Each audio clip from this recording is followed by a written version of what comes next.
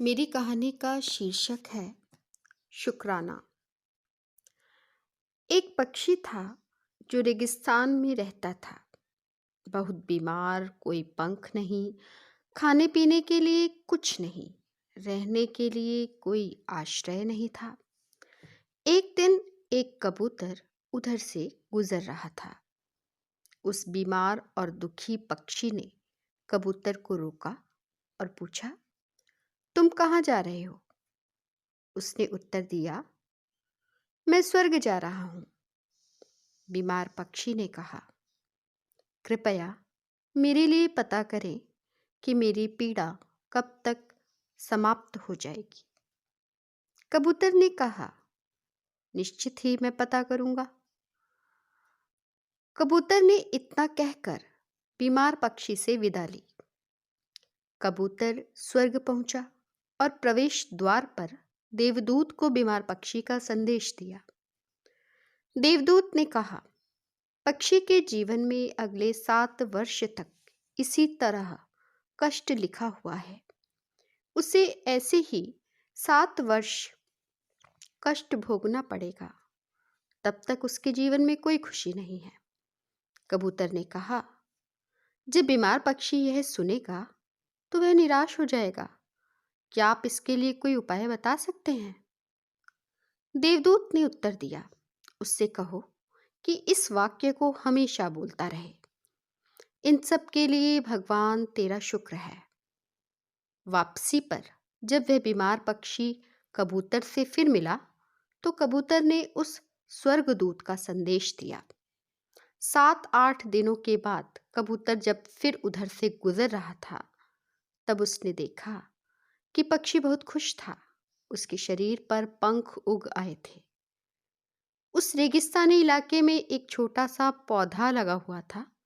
वहां पानी का एक छोटा सा तालाब भी बना हुआ था। चिड़िया खुश होकर नाच रही थी। कबूतर चकित था। देवदूत ने कहा था कि अगले 7 वर्षों तक पक्षी के लिए कोई खुशी नहीं होगी। इस सवाल को ध्यान में रखते हुए कबूतर स्वर्ग के द्वार पर देवदूत से मिलने पहुंच गया। कबूतर ने देवदूत से अपने मन में उठते हुए सवालों का समाधान पूछा तो देवदूत ने उत्तर दिया, हाँ, यह सच है कि पक्षी की जिंदगी में 7 साल तक कोई खुशी नहीं लिखी थी, लेकिन क्योंकि हर स्थिति में इन सब के लिए भगवान तेरा शुक्र है बोल रहा था और भगवान का शुक्र कर रहा था, इस कारण उसका जीवन बदल गया। जब पक्षी गर्म रेत पर गिर गया तो उसने कहा, इन सब के लिए भगवान तेरा शुक्र है। जब यह उड़ नहीं सकता था तो उसने कहा, इन सब के लिए भगवान तेरा शुक्र है। जब उसे प्यास लगी और आसपास पानी नहीं था तो उसने कहा, इन सब के लिए भगवान तेरा शुक्र है। जो भी स्थिति हो, पक्षी दोहराता रहा, इन सब के लिए भगवान तेरा शुक्र है। और इसलिए 7 साल 7 दिनों में समाप्त हो गए। जब मैंने ये कहानी सुनी तो मैंने अपने जीवन को महसूस करने, सोचने, स्वीकार करने और देखने के तरीके में एक ज़बरदस्त बदलाव महसूस किया। मैंने अपने जीवन में इसको अपना लिया। इन सब के लिए भगवान तेरा शुक्र है। इसने मुझे मेरे विचार को मेरे जीवन में शिफ्ट करने में मदद की, जो मेरे पास नहीं है। उदाहरण के लिए, अगर मेरा सिर दर्द करता है तो मुझे लगता है कि मेरा बाकी शरीर पूरी तरह से ठीक और स्वस्थ है और मैं कहती हूँ, इन सब के लिए भगवान तेरा शुक्र है। और मुझे लगता है कि सिर दर्द मुझे बिल्कुल परेशान नहीं करता। उसी तरह मैंने अपने रिश्तों, चाहे परिवार, दोस्त, पड़ोसी, सहकर्मी के वित्त, सामाजिक जीवन, व्यवसाय और हर उस चीज़ का उपयोग करना शुरू कर दिया जिसके साथ मैं संबंधित हो सकती हूँ, जिसके साथ भी मैं संपर्क में आई। मैंने इस कहानी को सबके साथ साझा किया और इस कहानी से उनके व्यवहार में एक बड़ा बदलाव आया।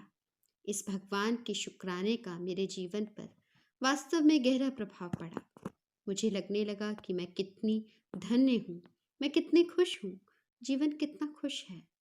इस संदेश को साझा करने का उद्देश्य हम सभी को इस बारे में अवगत कराना है। शुक्राना और आभार का फल कितना शक्तिशाली है, यह हमारे जीवन को नया रूप दे सकता है। इसलिए आभारी दृष्टिकोण में बदलाव देखें।